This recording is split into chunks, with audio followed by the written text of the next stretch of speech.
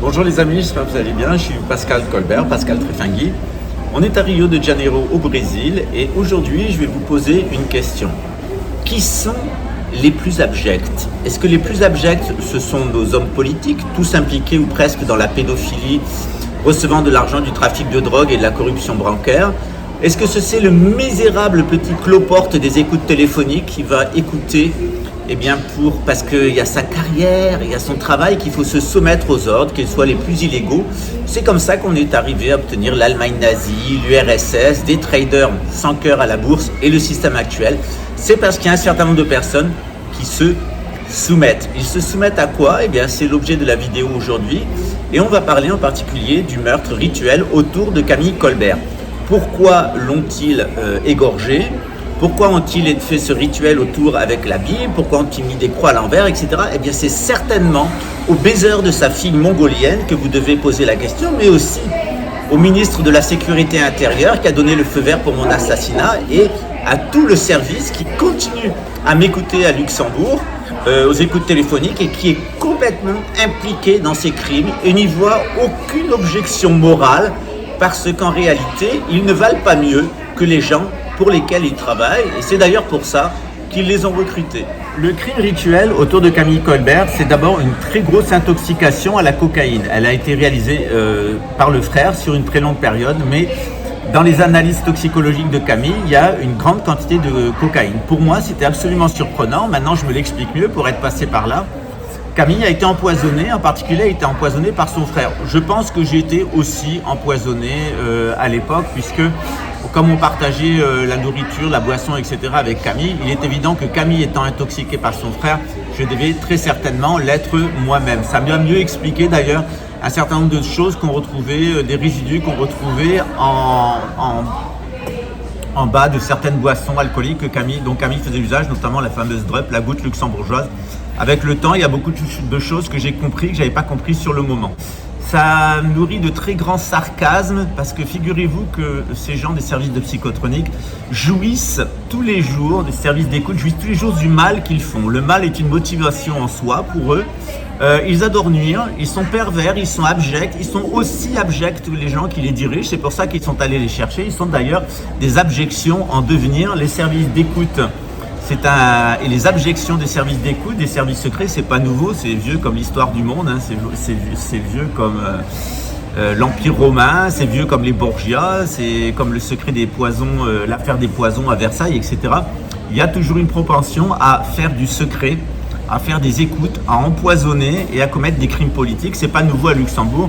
Il y a toujours des individus sans moralité ou carriéristes qui n'ont rien à perdre parce qu'ils viennent de familles qui sont de véritables déjections sociales comme eux, à travailler dans des services au service de la déjection sociale, de la destruction de nos sociétés.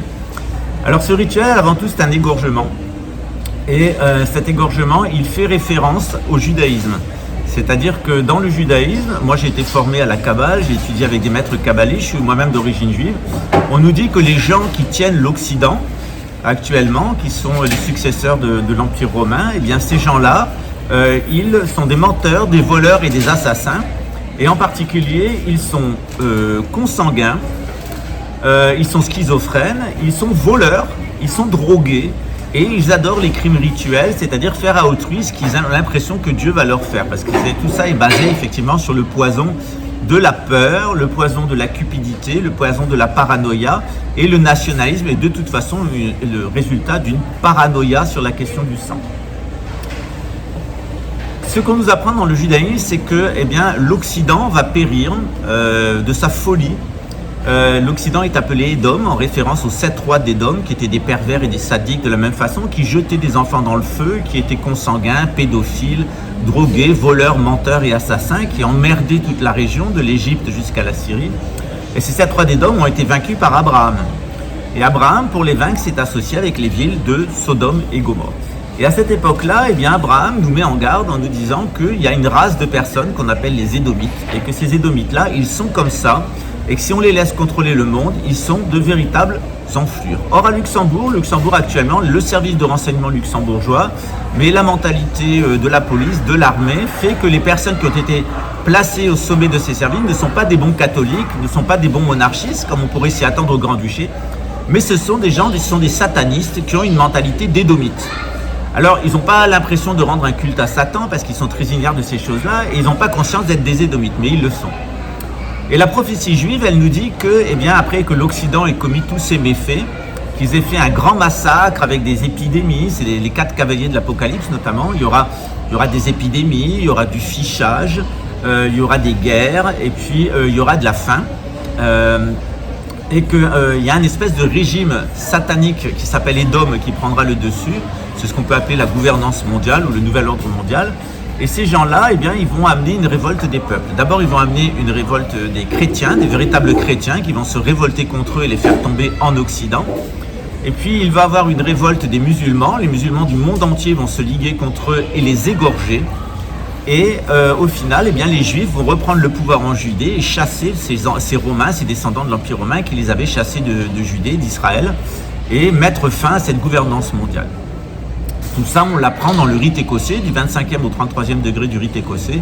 Eh bien, on apprend justement comment les Édomites vont semer le chaos sur toute la terre, mais qu'à la fin de ce chaos, eh bien, il y aura un nouvel ordre divin qui va venir sur terre, qui n'est pas le nouvel ordre mondial. Le nouvel ordre mondial, c'est une parodie satanique du nouvel ordre divin. C'est ce qu'on appelle la phase de chaos ou la phase de destruction.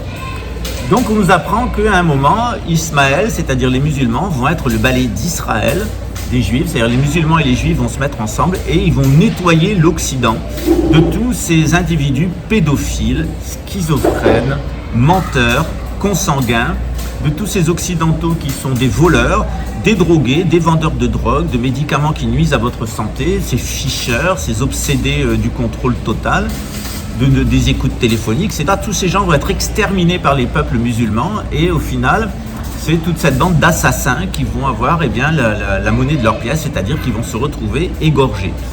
Cette thématique de l'égorgement, moi je l'ai connue dans le cadre de ma famille pendant la guerre d'Algérie, puisque les soldats français qui étaient au service des DOM et qui luttaient contre l'indépendance algérienne, eh bien les Algériens les égorgeaient en référence aux Édomites. Et ceux qui avaient vraiment le type édomite, c'est-à-dire blond aux yeux bleus, qui avaient l'air consanguins, drogués et qui avaient tué beaucoup de musulmans, eh bien ils les prenaient et les égorgeaient. Donc on a une prophétie qui s'appelle l'égorgement d'Édom.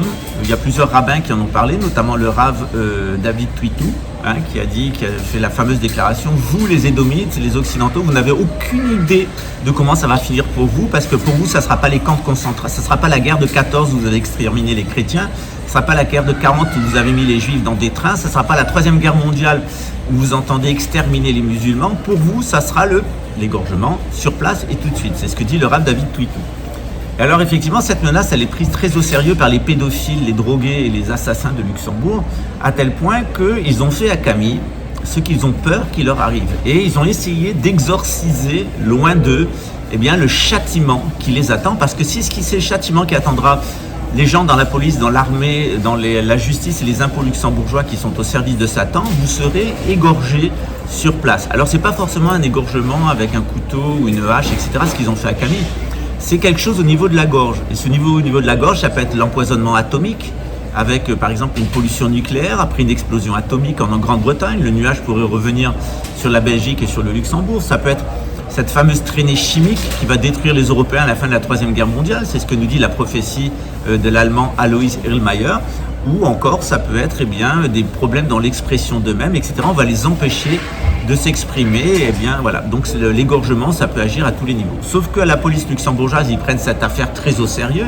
Ils savent ce que les rabbins disent, ils savent l'Apocalypse de Saint Jean, ils savent aussi ce que disent les musulmans sur les kafares qui écoutent. Kafar, ça vient de l'arabe kufir, qui veut dire les mécréants, c'est-à-dire que quand on ne croit pas dans une personne, on va aller l'écouter, mettre des écoutes téléphoniques, etc., parce qu'on ne croit pas dans la personne. Et dans l'islam, il y a un châtiment extrêmement grand qui s'annonce à la fin des temps pour ceux qui ont écouté au téléphone et qui ont manipulé les gens avec de l'hypnose synthétique. Je reviendrai sur la question de la psychotronique et de l'hypnose synthétique. Elle est très importante dans cette affaire, puisque c'est en réalité l'unité spéciale, la SS, la section spéciale créée par Paul Guyben, le fameux, toujours le même, Ben Guyben, qui est à l'origine de ce lavage de cerveau par l'hypnose synthétique à Luxembourg. Ces gens-là finiront égorgés. Ça s'est déjà passé à la gare de Luxembourg. Il y a quelqu'un qui était à la prison qui s'est fait torturer. Quand il est sorti de la prison, il a trouvé une personne de la sécurité intérieure qui l'avait torturé à la prison. Il l'a égorgé à la gare de Luxembourg. Donc vous voyez que l'égorgement des Édomites, c'est quelque chose qui est couru d'avance, qu'ils savent, et ils ont essayé d'écarter d'eux cet égorgement qu'ils vont subir. Et pour eux, il fallait Camille, qui était un Édomite, mais qui était converti au christianisme et qui était un bon chrétien, ils ont décidé de l'exterminer, de le tuer parce qu'il était luxembourgeois et de m'accuser moi parce que j'étais musulman. Donc vous voyez l'inversion satanique qu'il y a dans le service de fous furieux que vous avez à Luxembourg, à l'intérieur du service de la sécurité intérieure. Vous avez un directeur de la sécurité intérieure qui viole sa fille mongolienne après l'avoir droguée, qui a monté toute cette cabale contre moi et qui est l'auteur et la clé de l'assassinat de Camille Colbert. L'assassin, c'est Thomas Gadzinski, le commanditaire, c'est Julien Colbert, mais la clé, elle est à l'intérieur de l'institution luxembourgeoise. On a mis beaucoup de temps à l'identifier. Grâce aux renseignements américains, aux renseignements brésiliens, cette personne a été identifiée puisqu'il est allé jusqu'à payer des fonctionnaires brésiliens ici pour me harceler et avoir envoyé une personne pour m'assassiner. Donc un fou furieux. Il est très grand temps que les personnes compétentes à Luxembourg, en particulier le Premier ministre, décrètent et décident d'une commission parlementaire sur l'affaire de la psychotronique et de l'assassinat de Camille Colbert, qui met en cause un groupe de pédophiles et de trafiquants de drogue à l'intérieur de la police, de l'armée, de la sécurité intérieure, de la justice et du renseignement. Et moi, je suis tout à fait disponible pour m'exprimer sur ce sujet et de donner toutes les informations que j'ai sur ce sujet-là. De toute façon, le coup trop tombera sur ces gens-là et je pense que c'est dans l'intérêt de Luxembourg de purger le pays avant que Dieu s'énerve contre les Luxembourgeois et qu'il y ait un châtiment du pays. Il est grand temps, vous Luxembourgeois, que vous vous interrogiez à ce qui se passe avec vos politiques, ce qui se passe dans votre service de psychotronique, aux écoutes téléphoniques, ce qui se passe à la prison, ce qui se passe dans vos institutions, parce que vous êtes en danger de mort. Ces gens-là vont appeler sur Luxembourg un châtiment dont vous n'avez pas idée. On se retrouve dans un autre épisode, cette fois-ci on parlera de la Bible profanée par le mot pédophile avec un couteau. Qu'est-ce qu'a voulu dire le baiser de la Mongolienne lorsqu'il a suggestionné les frères de Camille pour réaliser ce rituel, puisque l'écriture a été estimée à 98% celle de Julien Colbert. À bientôt. Tout le monde qui pose des questions reçoit des harcèlements, menaces de mort, menaces de représailles en justice, revanche maçonnique, une fatwa islamique jusqu'à devenir l'antichrist ou le diable en personne. Donc c'est la même technique que Pascal utilise toujours. Le Pascal psychopathe fou furieux au petit flingueur qui parle beaucoup pour rien dire.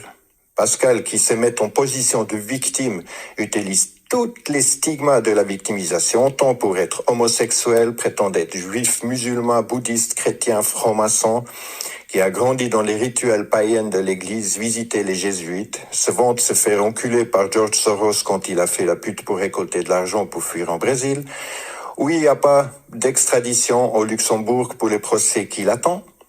Enfin, des rumeurs, il y en a bien encore plus. Après, il se vante de tellement de choses que...